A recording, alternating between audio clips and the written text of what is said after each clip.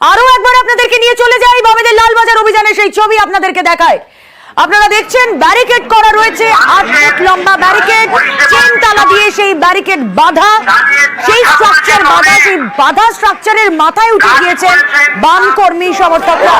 আরজি করের ঘটনার প্রতিবাদ, তাদের বেশ কিছু দাবি নিয়ে এই মুহূর্তে লালবাজার অভিযান। বাম কর্মী সমর্থকদের একদম প্রথম সারিতে বামেদের যুব নেতৃত্ব, তারা পৌঁছে গিয়েছেন একদম ব্যারিকেডের গা ঘেঁষে তারা দাঁড়িয়ে রয়েছেন। ওপারেই বিশাল পুলিশ মোতায়েন রয়েছে। যে 8 ফুট লম্বা লোহার স্ট্রাকচার আপনারা দেখছেন, সেই স্ট্রাকচার চেন তালা দিয়ে বাঁধা রয়েছে যাতে কোনো রকমে ব্যারিকেড সরিয়ে তারা এগোতে না পারে। পিয়ার্স লেনের ছবি আপনারা দেখছেন। আরো বেশ কয়েকটি মিছিল ইতিমধ্যে আসতে শুরু করেছে লালবাজারের উদ্দেশ্যে। 13ই সেপ্টেম্বর এবং 14ই সেপ্টেম্বর অর্থাৎ আজকালের তাদের এই দুদিনের অভিযান, তাদের এই দুদিনের কর্মসূচি।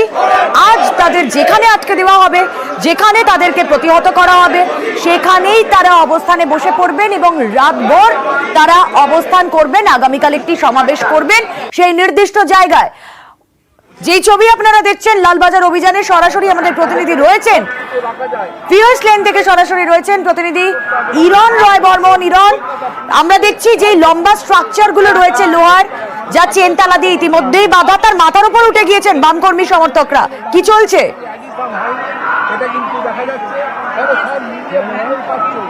দেখো, বামফ্রন্টের আজকে যে লালবাজার অভিযান, মূলত পুলিশ কমিশনার তার পদত্যাগের দাবি। আরজি করের ঘটনায় পুলিশি যে তদন্ত, সেই তদন্ত আশানুরূপ নয় এবং তার ব্যর্থতার কথা জানিয়ে বাম সংগঠনের পক্ষ থেকে কিন্তু লালবাজার অভিযানের আজ ডাক ছিল।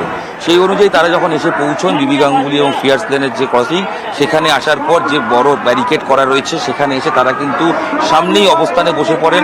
অতীতে আমরা দেখেছি, এর আগে সিপিএম এর লালবাজার অভিযানে আমরা দেখেছি সেখানে কিন্তু ব্যারিকেড ভাঙার চেষ্টা হয়েছিল। আজকে প্রথমে একটি প্রাথমিক যে গার্ডরেল রয়েছে সেই গার্ডরেলটি সরিয়ে ফেলা হয়, কিন্তু মূল যে বড় গার্ডরেল 8 ফুট উচ্চতার গার্ডরেল, সেটার সামনে কিন্তু তারা বসে পড়েন এবং বেশ কয়েকজন বাম কর্মী তারা কিন্তু ইতিমধ্যেই গার্ডরেলের ওপরে উঠে পড়েছেন। তাদের দলীয় পতাকা তারা সেখানে কিন্তু লাগিয়েছেন এবং পাশাপাশি তাদের যে লালবাজার চলো অভিযানের যে ব্যানার, সেগুলো কিন্তু লাগানো হয়েছে।